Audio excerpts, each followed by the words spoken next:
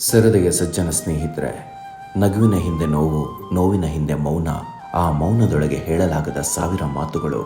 ನಾವು ಮಾತಾಡ್ತೇವೆ ಲೋಕದ ಜೊತೆಗೆ, ಮೌನವಾಗುತ್ತೇವೆ ನಮ್ಮೊಳಗೆ. ಎಲ್ಲರನ್ನೂ ಸಾಕಬೇಕು ಅಂತ ಓಡುತ್ತೇವೆ, ನಮ್ಮೊಳಗಿನ ದನಿವನ್ನು ಮಾತ್ರ ಮರೆತು ಬಿಡ್ತೇವೆ.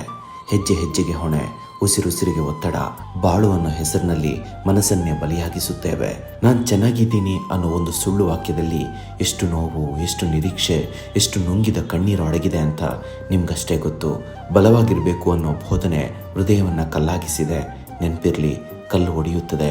ನಿಮ್ಮ ಮನಸ್ಸು ಹೃದಯದ ಮಾತು ಕೇಳಿಸಿಕೊಂಡ್ರೆ ಮಾತ್ರ ಉಳಿಯುತ್ತದೆ. ಕಣ್ಣೀರು ದುರ್ಬಲತೆ ಅಲ್ಲ, ಭಾವನೆಗಳು ಭಾರವಲ್ಲ, ಅವು ಬದುಕಿನ ಬುನಾದಿ. ನಿನ್ನ ನೋವನ್ನು ನೀನು ಒಪ್ಪಿಕೊಂಡಾಗ ನಿನ್ನ ಶಕ್ತಿ ಹುಟ್ಟುತ್ತದೆ.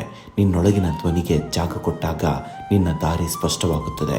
ಎಲ್ಲರ ಮಾತಿಗೆ ತಲೆಬಾಗಬೇಡ, ನಿನ್ನ ಒಳಗಿನ ಸತ್ಯಕ್ಕೆ ತಲೆಬಾಗು.